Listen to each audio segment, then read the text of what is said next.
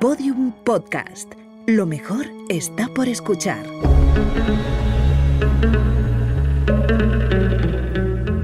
Dentro de la pirámide, con Nacho Ares, en Podium Podcast.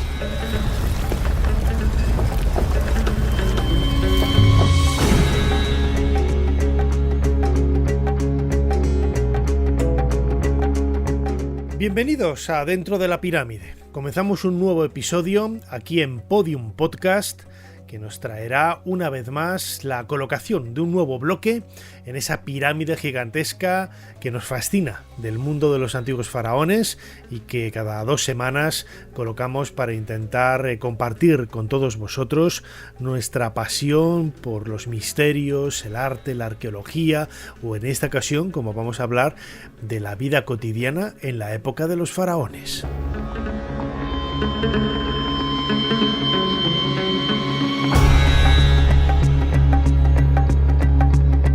No es la primera vez que dedicamos un programa precisamente a la vida cotidiana en el Antiguo Egipto. Es un tema realmente muy cercano a nosotros porque nos hace viajar, ¿no?, en el tiempo a una cotidianidad que en gran parte todavía no hemos perdido y que sin lugar a dudas nos conecta de una forma directa con los antiguos egipcios, ¿no? Siempre hablamos de un pueblo distante desde el punto de vista cronológico. Recordad que la cultura egipcia surge más o menos hacia el siglo 31, 30 a.C., hacia el año 3000, que desaparece pues con la llegada del cristianismo en el siglo I, II de nuestra era y que durante todos esos 30 siglos de existencia pues construyeron no solamente grandes pirámides, sino también una sofisticada sociedad que ha marcado un poco el devenir del mundo griego y en definitiva del mundo romano, es decir, lo que somos nosotros en la actualidad. Y todo aquello relacionado con esa cotidianidad, con esos aspectos más vulgares, entre comillas, de los antiguos egipcios, pues nos llaman mucho la atención. Y a ellos precisamente queríamos dedicar este nuevo podcast de Dentro de la Pirámide aquí en Podium Podcast. Recordad que todos los episodios emitidos hasta ahora los podéis recuperar de la aplicación de Podium Podcast principalmente. Hay otras plataformas como iVoox, Spotify, Amazon, Google Podcast, etc. Todos los domingos también a las 8 de la tarde, hora de Madrid, tenemos en el canal de YouTube Dentro de la Pirámide, canal homónimo con este podcast, vídeos que a través de un streaming, de una retransmisión en directo o a través de un chat en directo, bueno, pues podemos interactuar con vosotros y sobre todo completar las informaciones que proponemos a través de estos podcasts.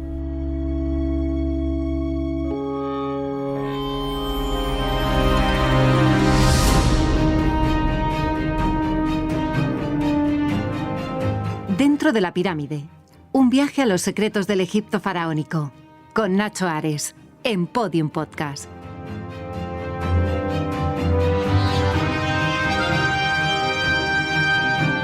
Muchos de los testimonios que hoy conservamos del Antiguo Egipto vienen lógicamente a través de los textos que ellos nos han legado. Ellos, a través de su literatura, a través de los textos religiosos, a través de canciones, poemas, bueno, pues han permitido que los conozcamos de una forma pues casi sin igual, ¿no?, sin parangón con otras culturas del mundo antiguo. También tuvieron visitantes, especialmente a partir del siglo VI, V antes de Cristo, cuando los primeros griegos llegaron a Egipto y tuvieron un contacto directo con la sociedad de los faraones. Era una sociedad que en aquella época, no voy a decir que estuviera en decadencia, pero no tenía quizás el boato de épocas pretéritas y que con la conquista de Egipto por parte de Alejandro Magno, bueno, pues supuso un revivamiento, ¿no?, de toda esa tradición milenaria y culminar, ¿no?, con nuevos bríos, con nuevas fuerzas, una historia, como digo, que para muchos en aquella época ya sobrecogía. En el siglo V antes de nuestra era, Heródoto, a quien ya dedicamos un programa aquí Dentro de la Pirámide, tuvo la oportunidad de visitar Egipto. Se quedó fascinado, se quedó alucinado con todo lo que vio. No hay más que leer el libro segundo de sus libros de la historia, de sus 9 libros de la historia, dedicado a la musa Euterpe, y entre sus páginas vamos a descubrir pues muchos de esos aspectos que le llamaron la atención. Hemos seleccionado algunos de ellos, los más relacionados con la vida cotidiana, precisamente para que podamos tener una idea de cuál era la visión que tenía Heródoto de ese mundo de los faraones, o de ese mundo post-faraónico prácticamente, que él tuvo la oportunidad de vivir en el siglo V, y que por una parte lo acercaba tanto a la cultura griega y por otro lo alejaba, ¿no? Había esos contrastes que llaman tanto la atención, incluso hoy, a los visitantes que se acercan al Valle del Nilo.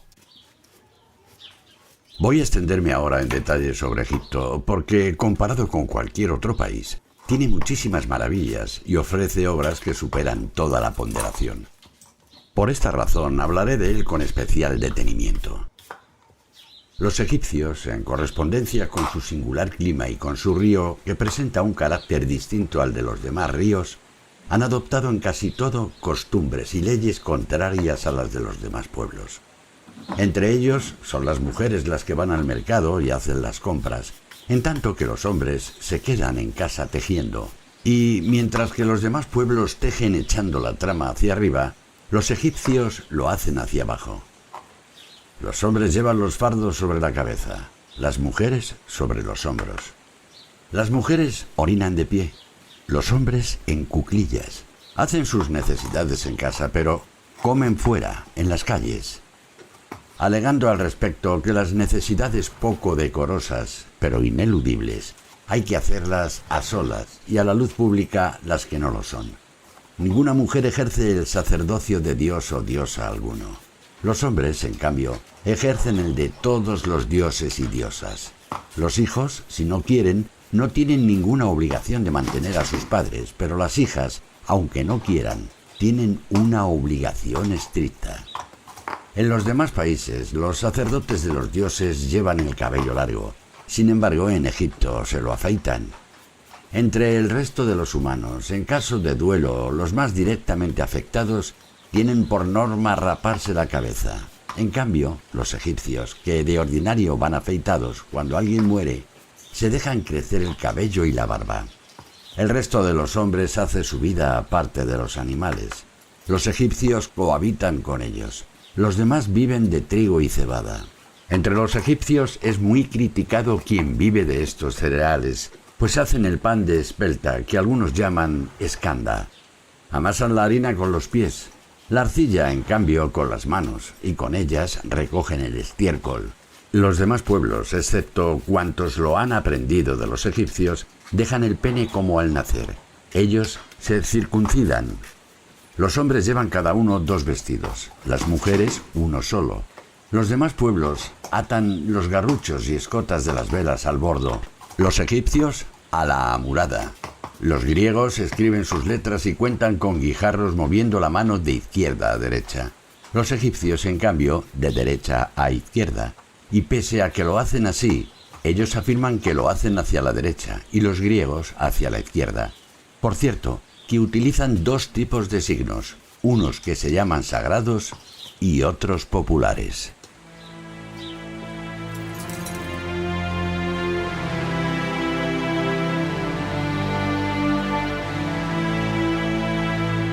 Es fascinante, ¿no?, recrear el mundo de los antiguos faraones a partir de los textos de Heródoto. Es cierto que luego la arqueología, lo comentábamos en ese podcast aquí en Dentro de la Pirámide de Podium Podcast que dedicamos al Egipto de Heródoto, que este autor, este viajero, este padre de la historia, como le bautizó Cicerón, cometió algunos errores, o por lo menos daba informaciones que no han podido ser confirmadas por la arqueología o por otros textos propiamente egipcios, ¿no? Pero no deja de ser un relato brillante, pues nos acerca de una forma muy viva a cómo era esa vida en el siglo V, en esta ocasión, en el Antiguo Egipto, que debía de ser muy, muy parecida, muy similar a la de 1000 años antes, por ejemplo, casi en el reinado de Tutankamón. Quizás la forma más directa de conocer cómo era la vida de los antiguos egipcios es entrando en una casa.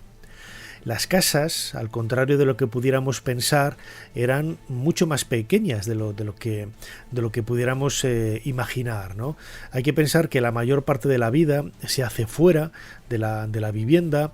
Esto lo cuenta también Heródoto, y las casas en realidad pues no debían de tener más de 50-60 metros cuadrados, las más grandes, ¿no?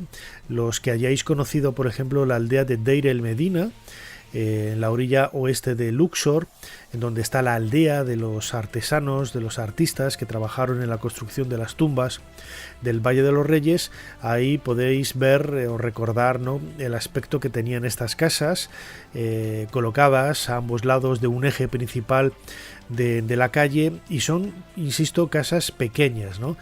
Tiene un pequeño zócalo, como sucede en muchas casas, incluso hoy en algunos lugares del sur de España, para evitar que entren las alimañas, ¿no?, en el interior de la vivienda. Se va a dar paso a una zona de recibimiento, de recepción, donde hay una pequeña capilla excavada en una de las paredes, y luego pues empiezan las zonas quizás más íntimas de la casa, ¿no?, con un dormitorio, una cocina, una escalera que sube a la terraza y poco más, ¿eh?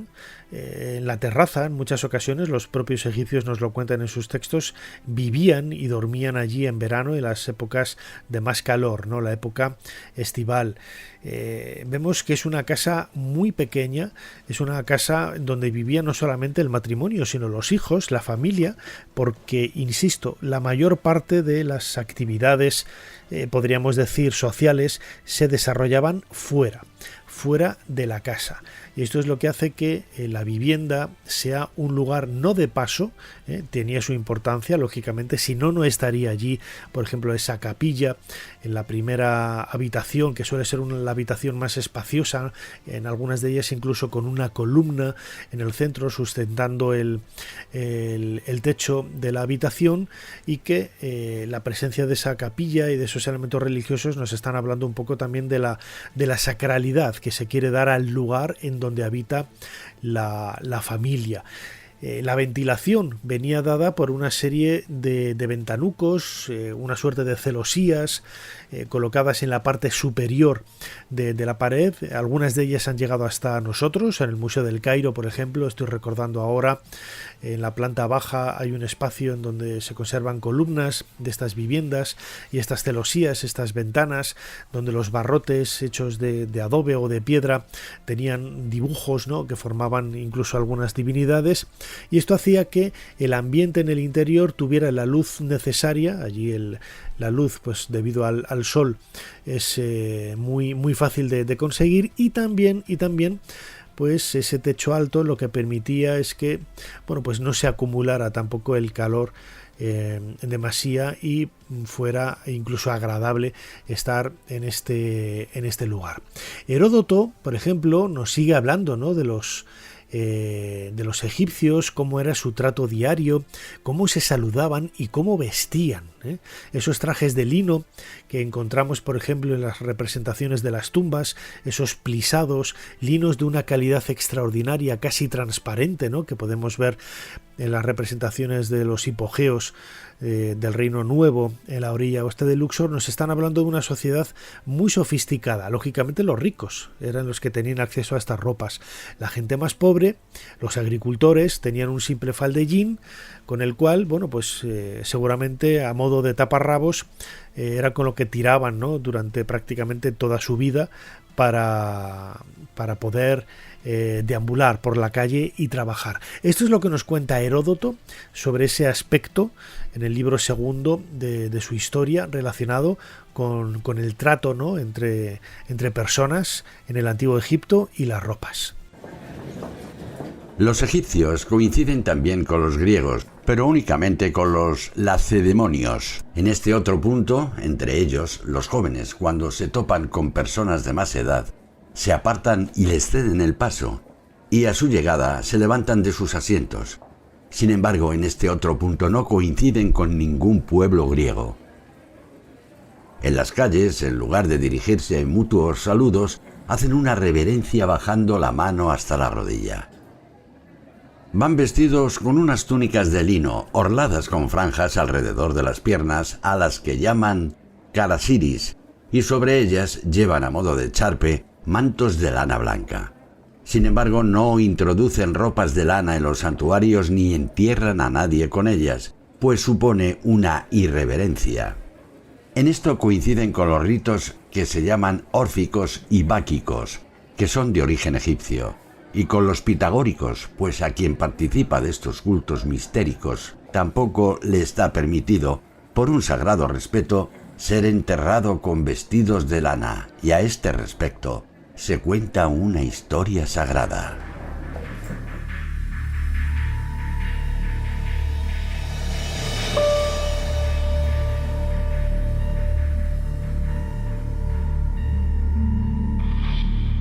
Dentro de la pirámide, en Podium Podcast, con Nacho Ares.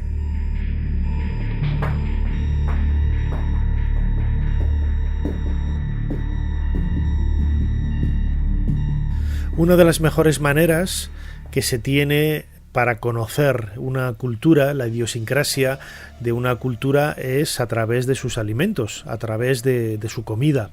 Hay que pensar que, por ejemplo, los antiguos egipcios contaban con la crecida del Nilo entre los meses de junio y octubre, grosso modo, y que ello permitía que el valle se inundara y dejara, al retirarse las aguas, un limo muy rico que permitía 2 o incluso 3 cosechas al año. Y esto nos está hablando pues de todo tipo de vegetales, todo tipo de cultivos para poder hacer alimentos de calidad. Lo más común era alimentarse por medio del pan y de la cerveza. El pan, pues muy similar a nuestro pan, aunque eso sí, hay que decir que los molinos en aquella época soltaban una arenilla, una serie de piedrecitas, al frotarse las 2 piedras y tener en el interior ese material del trigo, esas semillas, para poder confeccionar la harina, y pues supuso, ¿no?, uno de los grandes problemas, ¿no?, en la salud de los antiguos egipcios. Cuando estudiamos sus momias vemos que tienen muchos problemas en la dentadura, incluso los faraones, porque esto no era fácil de solucionar. Bueno, no era fácil y nunca lo consiguieron, ¿no? Pero, por ejemplo, otro de los alimentos más utilizados es la cerveza. La cerveza no se tomaba fría, lógicamente, en aquella época no había frigoríficos, y tampoco nos la tenemos que imaginar como algo líquido, tal y como vemos en la actualidad en los bares, ¿no? La cerveza era una especie de pasta más densa, era un alimento también, estaba fermentada y servía de alimento para complementar quizás esos nutrientes que venían por parte del pan. Luego contaban con miel, por ejemplo, para endulzar los pasteles que pudieran realizar. No había azúcar, tal y como la entendemos en la actualidad, y la miel la utilizaban para este menester. Hacían vino también. A través de las representaciones en tumbas vemos escenas vinícolas con la recolección de la uva y el pisado de la uva para conseguir con ello el vino, en un proceso pues muy parecido a otras culturas del Mediterráneo, en donde el vino es tan característico.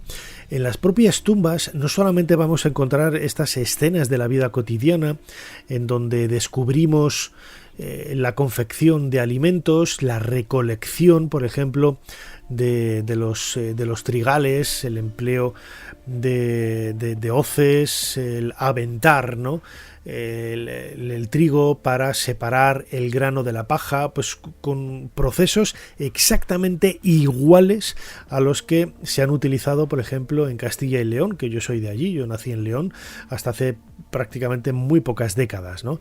Es una zona de cultivo, en la zona norte prácticamente de la península ibérica de España, y allí es donde vamos a encontrar esos referentes culturales idénticos a los que vemos en el antiguo Egipto.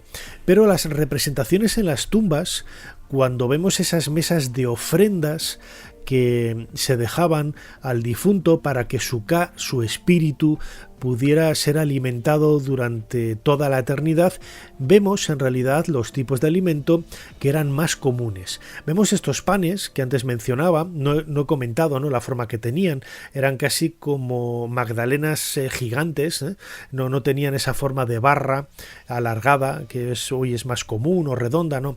Eran casi como una suerte de magdalenas gigantes, y los panes tenían un tamaño considerable, ¿eh? Hay algunos de ellos pues que tenían 40 o 50 centímetros de altura, porque estaban pensados para alimentar a una familia, a un grupo grande de personas. Vemos también carne y pescado, ¿eh? En la construcción, por ejemplo, de las pirámides, Mark Lehner y Zahi Hawass encontraron la ciudad de los constructores en la meseta de Giza, y allí aparecieron restos de los alimentos que tomaron los constructores de las pirámides hace prácticamente 4.500 años. Y había una carga grande de proteínas por medio de la carne, de vacuno y también de pescados, de pescados procedentes del Nilo, pues prácticamente los mismos que se comen en la actualidad, ¿no? Había también ánades, había también vacas, es decir, una serie de alimentos que complementan unos con otros, pues lógicamente una alimentación bastante sana. Es lógico, antes lo decía, hay que separar lo que es la comida en palacio de la comida en los estratos más bajos de la sociedad. Hay escenas de hambruna representadas en algunos relieves de monumentos en Egipto, por ejemplo, esa representación de gente famélica con las costillas marcadas que podemos ver en los relieves de la calzada de Unas, hoy en el Museo de Imhotep en Saqqara. Pero no es lo normal, no es lo normal. Algunos procesos también de cambio climático, como la llegada del primer periodo intermedio después del Reino Antiguo, estamos hacia el 2300, grosso modo, 2200 antes de nuestra era, parece que están relacionados con crecidas anómalas del río Nilo. El problema que plantea el Nilo es que lo normal es que creciera unos 12 o 13 codos, es decir, unos 6-7 metros. Si crecía más, se inundaban las tierras y era catastrófico, y se inundaba menos, no llegaba. Eso implicaba que no todas las tierras podían recibir ese agua beneficiosa para el cultivo, lo que también, insisto, generaba muchísimos problemas de hambruna. Vamos a pasar de página en este relato de la vida cotidiana que estamos intentando hacer del Antiguo Egipto, y vamos a viajar, ¿no?, a esos banquetes, a esas comidas, cómo era la comida, y sobre todo esos vínculos también sacralizados, ritualísticos, religiosos, con las que marcaron un poco esa llamada de atención que puso por escrito Heródoto en el siglo V antes de nuestra era. Y centrándonos ahora en los egipcios, diré que los que habitan la zona cultivada de Egipto, por su absoluto apego a la memoria del pasado, son, de la totalidad de los hombres con quienes he mantenido contactos, los más ampliamente versados en relatos y tradiciones. Y el régimen de vida que observan es el siguiente. Se purgan 3 días consecutivos cada mes, tratando de mantener su salud con vomitivos y lavativas, pues creen que, a los hombres, todas las enfermedades les vienen de los alimentos que constituyen su sustento. En realidad, los egipcios son, después de los libios, los hombres más sanos de todos. Pero ello, a mi juicio, se debe principalmente a su clima, ya que el paso de una estación a otra no comporta cambios climáticos, pues las enfermedades aquejan a los hombres, sobre todo en los cambios de todo tipo y especialmente de clima. Consumen además panes que hacen de espelta y que ellos denominan kilestis, y habitualmente toman un vino hecho de cebada, ya que en su país no tienen viñas. También comen pescados, bien secados al sol y crudos, bien adobados en salmuera, y aves. Se comen crudas, previamente adobadas en salmuera, las codornices, los patos y las aves pequeñas. Todas las demás especies de aves o peces con que cuentan, excepto los que consideran sagrados, se las comen por lo general asadas o cocidas. Por cierto, que en los festines que celebran los egipcios ricos cuando terminan de comer, un hombre hace circular por la estancia en un féretro un cadáver de madera pintado y tallado en una imitación perfecta y que en total mide aproximadamente 1 o 2 codos. Y al tiempo que lo muestra a cada uno de los comensales, dice: «Míralo y luego bebe y diviértete, pues cuando mueras serás como él». Eso es lo que hacen durante los banquetes. Por otra parte, observan las normas de sus antepasados sin introducir modificación alguna, y entre otras costumbres destacables que poseen, hay que resaltar que tienen un único tipo de canto, el canto en honor de Lino, el mismo que se canta en Fenicia, Chipre y en otros lugares, si bien, y según los pueblos, recibe un nombre diferente. Pero todo el mundo coincide en que es el mismo que los griegos entonan con el nombre de Lino, de modo que entre las muchas cosas propias de Egipto que me sorprenden, una en particular es de dónde pudieron tomar el canto en honor de Lino, dado que, al parecer, lo cantan desde siempre, si bien en lengua egipcia Lino se llama mañeros.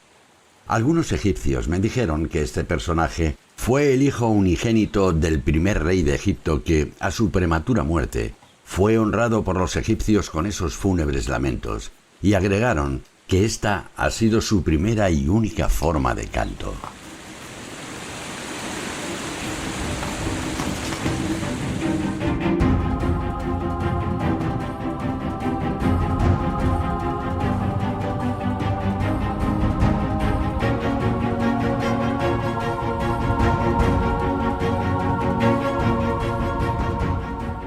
Uno de los aspectos de la civilización egipcia que más apego, ¿no?, tiene en la actualidad es todo aquello relacionado con la religión y la muerte.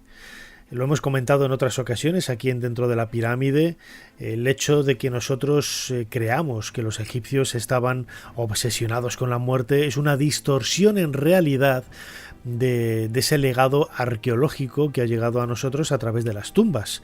Si no hubiéramos tenido este legado cultural, pues no hablaríamos tanto de ello, pero en realidad los antiguos egipcios estaban enamorados de la vida, de ahí que se hicieran enterrar con todos esos objetos de la vida cotidiana que han llegado hasta nosotros por medio de camas, de reposacabezas, este extraño mueble en forma de U que se colocaba debajo de la cabeza, que hoy todavía se sigue utilizando en Japón o en algunos lugares de África y que nos llama la atención, ¿no?, porque a simple vista parece un mueble bastante incómodo. Hasta nosotros también han llegado sillas plegables, idénticas, sillas de tijera, idénticas a las que podemos encontrar en cualquier tienda de muebles en la actualidad. Han llegado también arcones. Ellos no utilizaban armarios. Antes, cuando visitábamos esa casa de Deir el Medina, por ejemplo, tenemos que evitar la idea del uso de armarios. Los antiguos egipcios colocaban todos sus objetos, ya fueran alimentos, por ejemplo, los guardaban en tinajas de barro, ¿no?, donde se conservan mejor, pero los trajes, las sandalias, los elementos más cotidianos de los quehaceres diarios se depositaban en el interior de arcones que estaban pues en los zócalos al pie de los muros, ¿no? Todos estos muebles relacionados con la vida cotidiana son los que nos han llegado a nosotros, ¿no? En el caso, por ejemplo, de la tumba de Tutankamón encontramos algunos ejemplos muy espectaculares, ¿no?, porque claro, están relacionados con los grandes faraones. Tutankamón, el faraón niño, estamos a mediados del siglo XIV antes de Cristo, el faraón de oro, y esos muebles, algunos de ellos con elementos dorados, los convierten en algo muy sofisticado y en algo muy atractivo. En otros sepulcros han llegado muebles con el mismo diseño, pero realizados, confeccionados con otros materiales más modestos, ¿no? Entre el legado arqueológico que hemos heredado de las tumbas, por ejemplo, hay tableros de juegos, ¿no? Esa vida cotidiana, no tenían internet, no tenían televisión, no tenían radio, no tenían podcast como este, pues a los egipcios les gustaba jugar. Les gustaba jugar sobre todo a un juego que ellos llamaban Senet. Hasta nosotros han llegado varios tableros con las fichas Eran 5 fichas para cada jugador, 10 en total. Era un juego de 10 casillas por 3 en el tablero, en total 30 casillas, en donde entendemos, ¿no?, que un jugador tenía que comer, ¿no?, hacerse con todas las fichas del contrario. Un juego en el que también hay una serie de valores religiosos muy claros, ¿no?, porque algunas de las casillas están representadas, mejor dicho, en algunas de esas casillas están dibujados, bueno, pues un amuleto Ang, por ejemplo, el símbolo del agua, Mu, un par de personas. Es decir, tiene algunos iconos, algunos símbolos que nos recuerdan quizás el significado que siglos después pudiera tener el juego de la Oca. Es un juego bastante trascendental, ¿no?, ese viaje iniciático que realiza el jugador hasta llegar al final, ¿no?, y tiene que ir superando una serie de obstáculos, la prisión, el puente, la cárcel, el pozo, etcétera, que lo convierten, como digo, en un viaje iniciático. Había otro juego, el llamado juego de las 20 casillas, que al igual que el tablero del Senet, es el mismo tablero, pero quitando 5 y 5 casillas de uno de los laterales. Queda el tablero, en vez de tener 30, tiene 20 casillas. Por desgracia, tanto de uno como de otro desconocemos las reglas, no sabemos cómo funcionan, pero hoy es muy fácil. Incluso invito a los que me están escuchando que se adentren y que busquen. Hay aplicaciones gratuitas para los teléfonos móviles en donde puedes buscar Senet, acabado en T, de Teruel, y te bajas el juego y juegas a este juego de tablero por medio del teléfono, de la tablet, etcétera.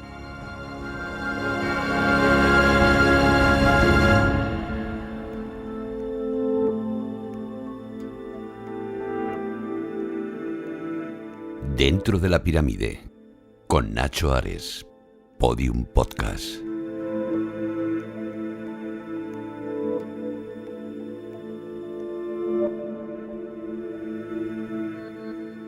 El calendario egipcio estaba completamente subyugado, ¿no?, al mundo religioso, y de ahí la importancia que tenían los templos y los sacerdotes. Los sacerdotes, muchos de ellos estaban casados, tenían sus familias, vivían dentro y fuera del templo, es decir, pasaban una temporada dentro del templo en donde no tenían contacto con el exterior. Tampoco hay que pensar que aquello era una prisión, porque los grandes templos, por ejemplo el de Karnak o el templo de Ptah en Memphis, eran como ciudades dentro de la propia capital, Tebas o Memphis respectivamente. En estos lugares, en el templo de Karnak, cuando lo visitamos, por ejemplo, vemos, nos centramos únicamente en la parte del santuario de Amón, del templo de Amón, pero los espacios que quedan allanados dentro del recinto era donde estaban las casas, los talleres, la biblioteca, la escuela, la casa de la vida, etcétera, que era donde los sacerdotes desempeñaban sus tareas domésticas, por así decirlo, cuando no estaban dedicados a las tareas religiosas en el propio templo, en el propio santuario. Las condiciones en las que tenían que realizar ese servicio hacía que, por ejemplo, no pudieran tener, ¿no?, esto nos lo explican también los autores clásicos, ni un pelo. Se afeitaban completamente la cabeza, incluso se dice, ¿no?, que se quitaban las cejas y las pestañas. A mí eso me parece un poco exagerado, pero no se permitía ningún tipo de impureza en el cuerpo. Heródoto nos habla también precisamente de cómo era esa pulcritud de los sacerdotes en el templo, algo que le llamó mucho la atención, quizás por ver esos contrastes, ¿no?, que decía al principio del podcast, que tanto le chocaban, le acercaban y al mismo tiempo le distanciaban de su mundo griego original. También fueron los egipcios los primeros en observar el precepto de no yacer con mujeres en los santuarios ni entrar en ellos sin haberse lavado tras la relación con una mujer. Pues casi todos los demás pueblos, salvo los egipcios y los griegos, copulan en los santuarios y penetran en ellos tras una relación con una mujer sin haberse lavado previamente, considerando que los hombres son como las demás bestias y teniendo en cuenta que ven aparearse en los templos y recintos sagrados de los dioses a todo tipo de bestias y de aves. Por lo que deducen que, si ello no fuese sagrado de los dioses, tampoco las bestias lo harían. En fin, esto es lo que esos pueblos alegan para justificar su conducta, pero a mí no me resulta grata.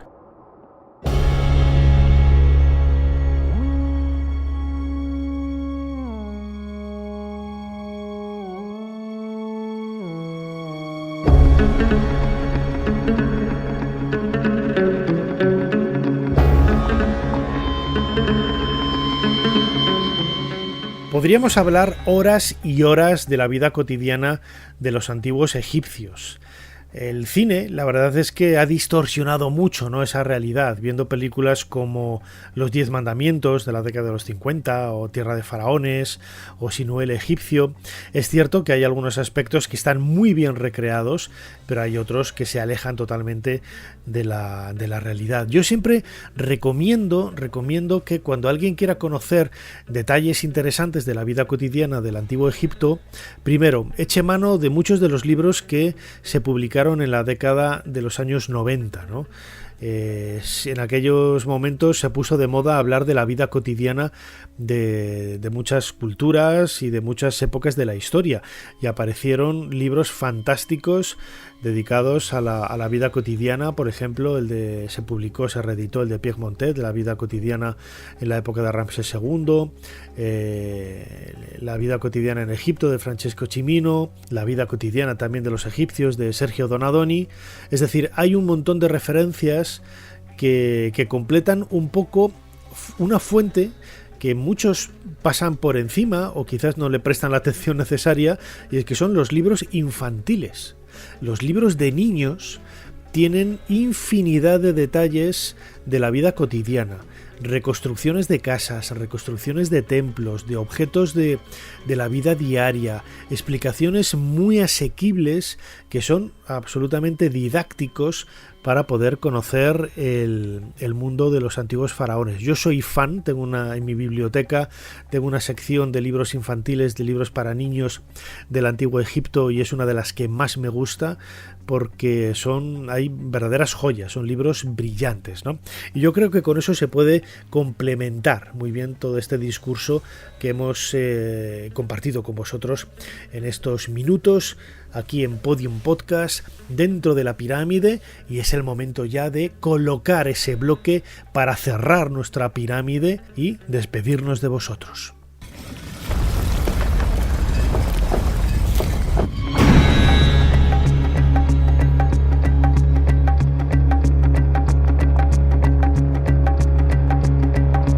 Hasta aquí este nuevo podcast de Dentro de la Pirámide en Podium Podcast, en donde hemos recorrido calles, habitaciones, templos, lugares increíbles que nos acercan a esa cotidianidad, a esa vida cotidiana del antiguo Egipto. Recordad que la temporada pasada hicimos un programa especial con público dedicado precisamente a la vida cotidiana, y que en este caso queríamos complementar, ¿no?, algunos de esos detalles para que tengáis una visión mucho más genérica de cómo era el día a día de los antiguos egipcios y de las antiguas egipcias, cuyos aspectos más curiosos de su vida Heródoto también dejó por escrito y que hemos recreado, ¿no?, en la voz de Julio López en este podcast de Dentro de la Pirámide. No me queda más que daros las gracias una vez más por estar ahí.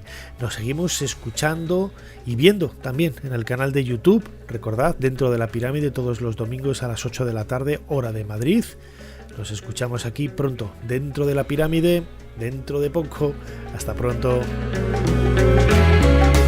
Dentro de la Pirámide, en Podium Podcast, con Nacho Ares.